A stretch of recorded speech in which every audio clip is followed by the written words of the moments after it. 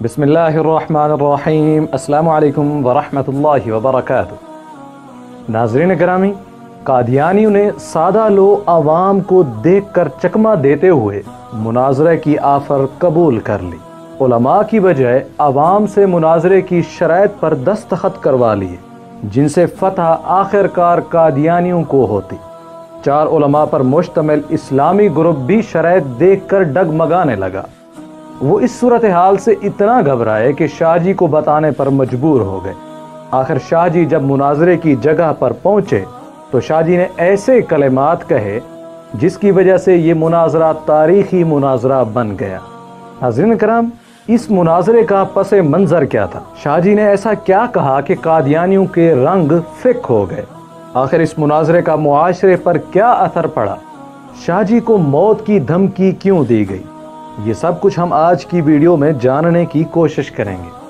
हुआ कुछ यूं था कि हिंदुस्तान में कादियानी फिरका जोर पकड़ने लगा। सिर्फ हिंदुस्तान में ही नहीं, इराक व बगदाद तक फितना रोज बरोज फैलता जा रहा था, जिसकी वजह से शाहजी का किताब में भी जी नहीं लग रहा था।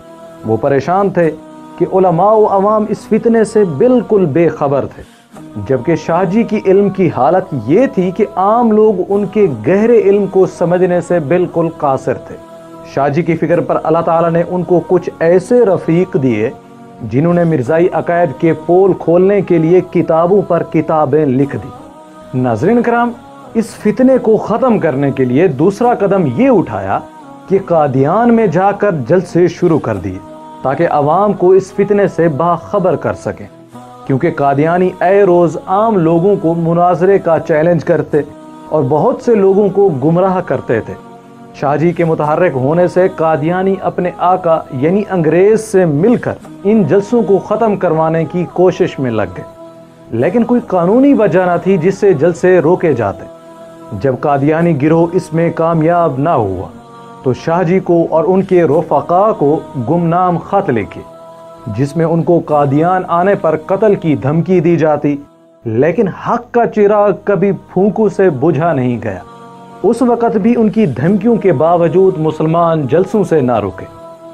इसी ज़माने में छौनी फिरोजपुर पंजाब में कादियानियों का एक ख़ास गिरोह जमा हो गया, जिन्होंने मुसलमानों से छेड़छाड़ शुरू कर दी। इस रोज़ की नोक झोंक से तंग आकर मुसलमानों ने खुद कादियानियों को मुनाजरे की दावत दे डाली। कादियानियों ने सादा लो अवाम की सादगी का खूब फ़ायदा उठाया, उन्हें चकमा देकर अपने मकासद के मुताबिक तमाम शराइत तय करवा ली।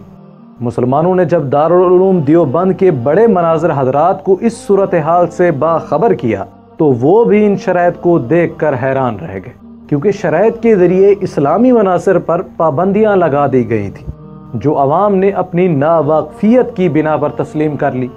अब उलमा सर पकड़ कर बैठ गए कि अगर कबूल ना करें तो कादियानियों को प्रोपेगेंडे का खूब मौका मिलेगा कि मुसलमान मुनाजरे से फरार हो गए। आखिर उलमा मुकर्ररा वक्त पर मुनाजरा शुरू करने के लिए जमा हो गए। ऐन इसी वक्त शाहजी मजलिस में दाखिल हुए। मजलिस में शाहजी पर नज़र पड़ी तो सब के चेहरे खिल उठे। शाहजी को सूरत हाल से आगाह किया। शाहजी ने सुनकर फरमाया, जाइए उन लोगों से कह दीजिए, तुमने जितनी शर्तें अपनी पसंद के मुवाफिक अवाम से तय करवा ली हैं उतनी ही और लगा लो, हमारी तरफ से कोई शर्त नहीं। तुम चोरों की तरह आम नवाकिफ मुसलमानों के दीन पर डाका डालने के आदी हो। पाबंदी को सामने लाकर अपने दलाइल बयान करो, हमारा जवाब भी सुनो, फिर खुदा की कुदरत का तमाशा देखो। नाज़रीन कराम, ये मुनाजरा 3 दिन तक जारी रहा। शाहजी और उनके रफ़क़ा ने दलाइल का सैलाब बहा दिया। ये मुनाजरा तालीम याफ्ता तबके के बीच में हुआ था, जिसकी वजह से मुनाजरे में कोई धांधली ना हो सकी। इस मुनाजरे का क्या असर हुआ, इसका जवाब उस ज़माने में फिरोजपुर के हर गली कूचे से दरियाफ्त किया जा सकता है कि कादियानी गिरोह किस कदर रुसवा हुआ और किस तरह दुम दबा कर भागना पड़ा उसको। खुद कादियानी तबके ने इसका इकरार किया कि कादियानी अपने किसी भी दावे को साबित ना कर सके। मुनाजरे के बाद शहर में एक जलसा आम हुआ। शाह साहब और मौलाना शबीर अहमद उस्मानी ने तकारीर की। ये तकारीर फिरोजपुर की तारीख में यादगार तकरीरें थी।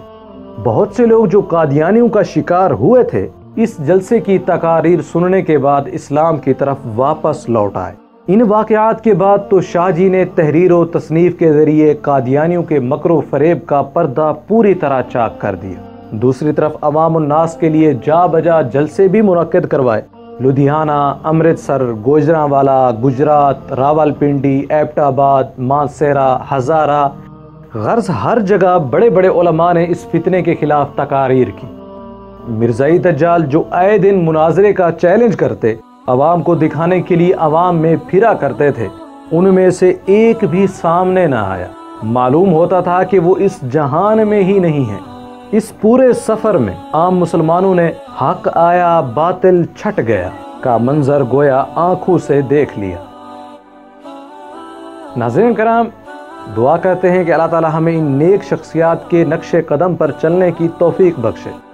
امید کرتے ہیں کہ یہ ویڈیو آپ کے علم اضافے کا سبب بنی ہوگی۔ اگر یہ ویڈیو آپ کو اچھی لگی تو اسے لائک کریں اور شیئر بھی کر دیں۔ ملتے ہیں ایک نئے ویڈیو کے ساتھ، تب تک کے لیے اجازت دیں۔ السلام علیکم ورحمۃ اللہ وبرکاتہ۔ اللہ اللہ اللہ اللہ اللہ اللہ